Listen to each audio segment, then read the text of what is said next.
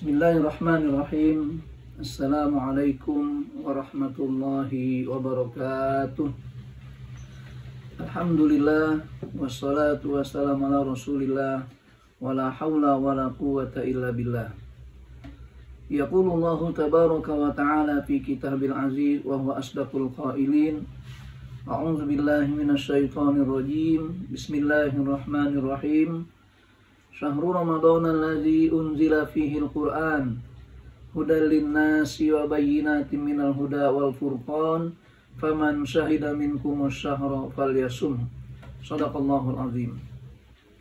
Para pemirsa yang dirahmati Allah Subhanahu wa taala, alhamdulillah kita bersyukur bahwa pada saat ini kita bisa berjumpa kembali dalam satu pembahasan tentang keutamaan tadarus Al-Qur'an, metode dan manfaatnya dalam kehidupan kita sehari-hari sebagai seorang muslim.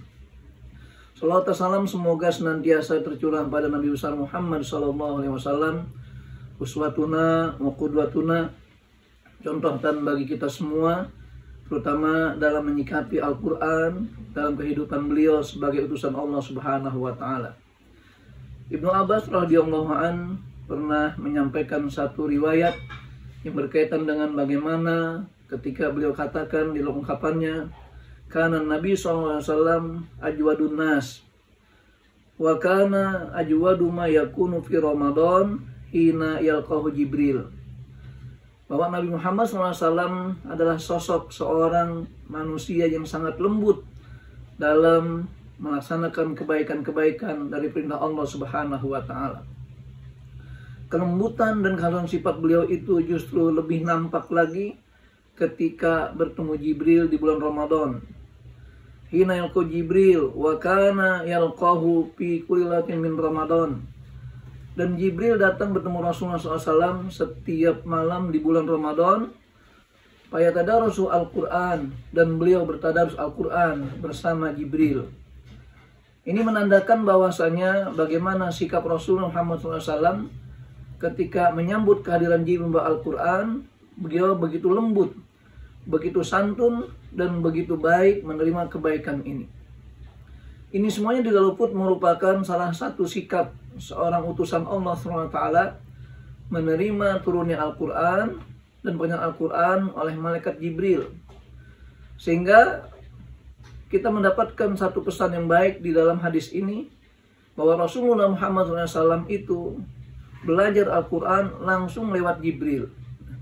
Kenapa demikian? Karena hakikatnya Al-Quran murni 100% wahyu Allah Subhanahu wa ta'ala. Sehingga apapun ada dalam Al-Quran semua diturunkan Allah SWT melalui malaikat Jibril. Termasuk dalam menentukan surat-suratnya, ayat-ayatnya, dan bahkan cara membacanya. Karena itulah jamaah rahimakumullah, kita menyadari betul betapa pentingnya Al-Quran dalam kehidupan kita sebagai umat Rasulullah SAW ini. Nah, momentum Ramadan inilah yang menarik bagi kita, bahwa bagaimana kita bisa beringat Al-Quran, ya, interaksi yang maksimal, interaksi yang sangat masif yang terlakukan, sehingga kemuliaan diri kita tidak luput dari kemuliaan Al-Quran tersebut. Bahkan salah satu alasan mengapa Ramadan itu mulia, karena di bulan Ramadan lah Allah turun Al-Quran kepada Nabi Muhammad SAW. Oleh karena itu, di dalam kesempatan kita mengikapi bulan Ramadan ini, maka mari kita mencoba memahami kembali tentang pentingnya tadarus Al-Quran itu. Pemirsa yang budiman, kita sadar bahwasanya Al-Quran bagi kita sebagai seorang muslim bukan sekedar bacaan-bacaan suci, bukan sekedar tuntunan begitu saja, tetapi Al-Quran menjadi way of life bagi kita untuk setiap aspek kehidupan kita semuanya.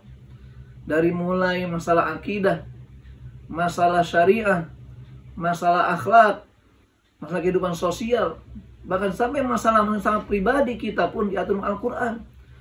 Oleh karenanya, upaya kita berintegrasi Al-Quran, minimal ada satu upaya kita melakukan tilawah, bertadarus dalam rangka kita mempelajari Al-Quran dan juga cara membaca Al-Quran. Para pemirsa yang dirahmati Allah Subhanahu wa ta'ala, oleh karena itu, ketika kita bicara masalah manfaat tadarus, salah satunya Pertama adalah untuk kita melancarkan bacaan Al-Quran. Allah perintah dalam Al-Quran tentang bagaimana cara kita membaca Al-Quran. Kata warattilil Qur'ana tartila. Maka bacalah Al-Quran secara tartil. Artinya tartil memberikan hak huruf pada huruf yang sebenarnya. Sehingga kita harus pahami betul cara membaca Al-Quran yang baik. Mana huruf sa, mana huruf sin, mana huruf shin, mana huruf A, mana huruf A. Ini merupakan salah satu upaya kita memperbaiki tilawah dan baca Al-Quran itu. Dan hal itu bisa terjadi kalau kita lakukan bertadarus. Artinya tadarus, kita saling belajar dengan pola bahwa satu orang membaca, yang lain mendengarkan. Ketika yang lain membaca, dia mendengarkan. Itu artinya apa? Bertadarus yang berupaya untuk mengetahui sejauh mana baik buruknya bacaan kita semuanya. Jamaah yang dirahmati Allah Subhanahu wa taala. Bertadarus Al-Quran ini merupakan ciri khas kita sebagai seorang muslim.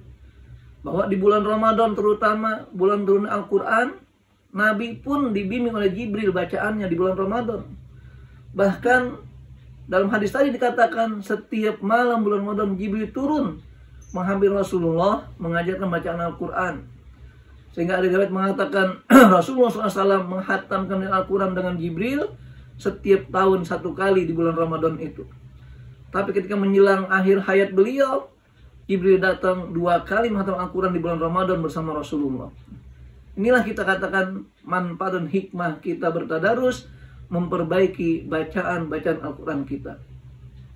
Para pemirsa yang dirahmati Allah Subhanahu wa taala. Yang kedua, hikmah dan manfaat bertadarus, kita berupaya untuk menjalin komunikasi dengan Allah Subhanahu wa taala. Sebagai bentuk zikir. Ingat, karena hakikatnya Abdul Zikri adalah bagaimana cara kita mengenal bahwa sebaiknya zikir adalah dengan cara kita membaca Al-Quran, melafazkan lafzul jalalah. Dan lagi-lagi ciri khas orang mukmin dikatakan Allah Subhanahu wa taala, alladzina amanu wa tatma'innu qulubuhum bidzikrillah. Adapun orang-orang yang beriman akan tenang jiwanya, tenang batinnya manakala diingat pada Allah Subhanahu wa taala. Nah, momentum paling bagus inilah kita berzikir kepada Allah dengan tilawah, dengan bertadarus, sehingga hati kita penuh dengan firman-firman Allah, penuh dengan mengingat Allah, sehingga jiwa kita akan tenang. Para pemirsa rahmati Allah Subhanahu wa taala. Yang ketiga, dengan kita bertadarus, artinya kita berupaya untuk menyibukkan waktu kita, mengisi kehidupan kita untuk mengikuti aturan-aturan Allah lewat firman-firman-Nya. Karena setiap huruf yang kita baca mengandung pahala. Setiap kalimat yang kita baca, yang kita tadabburi mengandung makna. Dan setiap apapun kita jadikan Al-Quran sebagai hidup kita, menjadi petunjuk bagi kita semuanya. Maka wajar seorang mufassir mengatakan, Al-Quran man qala bihi shadaq. Al-Quran, siapapun yang berbicara dengan Al-Quran pasti akan jujur, pasti akan benar ucapannya. Wa man amila bihi rasad. Dan siapa yang mengamalkannya akan lurus jalannya. Wa man hakama bihi adal. Dan yang bertahkim dengan Al-Quran pasti akan adil kebijakannya. Wa man ihtada bihi hudiya ila siratin mustaqim. Dan siapapun yang mengambil hidayah lewat Al-Quran, Allah tunjukkan jalan yang lurus. Apa kekurangannya? Apa ketidakmampuan kita untuk bisa bertahan Al-Quran terutama bulan Ramadan ini? Para pemirsa yang budiman, sekarang kita akan tahu bagaimana metode dan cara bertadarus yang baik. Yang pertama, kita harus melakukan beberapa orang untuk kita yang bertadarus. Artinya ada di antara kita yang membaca, yang lain mendengarkannya. Dan saat yang lain membaca, kita mendengarkannya. Ini upaya tadarus, saling belajar, saling mengingatkan, dan seterusnya. Yang kedua, bertadarus kita berupaya untuk memahami bahwa Al-Quran adalah bacaan yang suci. Sehingga kita sadar apa yang kita baca harus benar sesuai dengan Allah turunkan pada kita. Walaupun kita bahwasanya unzil Al-Quran fi sab'ati ahruf, Al-Quran diturunkan dengan 7 dialek. Itu artinya kita juga perlu memahami kalau ada perbedaan cara membaca, ada perbedaan wakaf dan sebagainya. Ini bagian keistimewaan Allah berikan pada kita membaca Al-Quran itu.